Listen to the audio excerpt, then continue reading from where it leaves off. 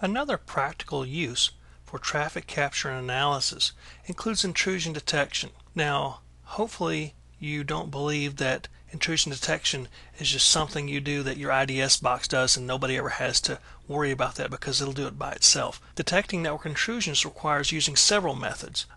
The IDS is one of them, but capturing and analyzing network traffic is another good method, of course. Now, intrusion detection systems normally have a sniffer built in the network, and they sniff network traffic or network traffic processes through them directly so that they can examine the traffic and detect anomalies in the traffic. And there's really two main ways that network intrusion devices do this. There's signature detection, where there are various signatures, sort of like antivirus signatures, as a matter of fact, programmed into the IDS. So it knows what a Smurf attack is supposed to look like. It knows what an oversized ICMP packet is supposed to look like. And it detects them through various signatures. And these are both very simple and very complex signatures. There's also pattern detection. Pattern detection requires that you install the IDS and configure it based upon your baseline of traffic. What you will do is you'll run baselines of traffic and you'll kind of see what normal traffic looks like. And we've talked about this before, and I can't emphasize it enough, doing this. And then when you turn your IDS on, you let it baseline over a couple of weeks, and it'll alert at first on just about everything. And over time, you tune it so that it doesn't alert on normal traffic. If you know that normal traffic is going to be at a peak in the morning, then you kind of tune the IDS to not worry about thresholds of traffic during that time of day. So it detects patterns in traffic that deviate from the baseline. Now, both of these different methods are usually built into most IDSs. Both can detect most types of network attacks, but some of the more advanced attacks or unknown attacks require your analysis.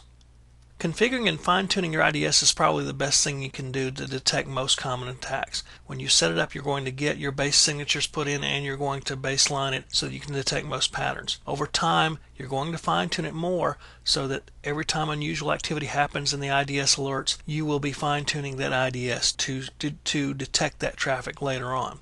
Now, when the IDS actually alerts you that some kind of unusual activity is going on, such as a scan, for example, the IDS is probably going to alert you 100 times a day that someone's scanning your network. That's a common thing. You should look at the captures and determine any changes in your security posture that you need to make. If you're starting to get scans from a particular address, for example, you need to go block that address on your external device, on your external router or external firewall. You might close different ports off if someone keeps scanning the same port. You might block certain protocols, such as FTP or Telnet or something, in favor of a more secure configuration. So even when the IDS grabs the unusual activity, you should also look at the captures to determine if it's doing its job and if you need to make any changes. Now, analyzing the captures from the IDS or the sniffer on a regular basis can alert you to some of the more advanced intrusions that might otherwise go undetected by the IDS. Just looking at the normal traffic captures that the IDS puts out can help you. And you need to do this on a regular basis because let's say something goes on that you don't detect, that the IDS doesn't pick up on, and if you don't look at the captures, you're not going to detect it either. So you just need to kind of on a regular basis look at the captures and see what's going on. Some of the things that you need to look for that the IDS might not alert on, and again, it depends upon the particular IDS and how well you've configured it. You might want to look at encrypted traffic. Encrypted traffic and IDSs don't mix well. IDSs have a problem with encrypted traffic. Some of them alert when they detect it, but they can't read it, so they have no idea what's inside it. Now, it might be where you need to step in and start doing some traffic analysis and seeing if this encrypted traffic is coming from a trusted source and what it might be, and even trying to decrypt it if you can. You also might want to look at unusual traffic over time. Some intrusions are very subtle, very stealthy. They may not send all the traffic they need to infiltrate the network immediately. It might be over time. They might be testing the IDS or the firewall to see what kind of traffic is allowed. So you might see an occasional ACK scan or an occasional something coming in on a weird port. It might not be enough to hit the threshold that you've configured on the IDS. So the IDS may not grab it. So you have to look at that. You also need to look at traffic from trusted external sources. If you have a trusted external source that's outside your network, you need to look at that traffic. And the reason is that if it's a trusted external source, your IDS may be configured to allow traffic in from that source without looking at it or without examining it the way it needs to. Well, how do you know that trusted external source has not been compromised? The IDS may be allowing it in because you've configured it to, or it may be coming in the firewall because it's a trusted external source. But what if it's been compromised and you're getting traffic coming through it that's malicious traffic and you're not detecting it?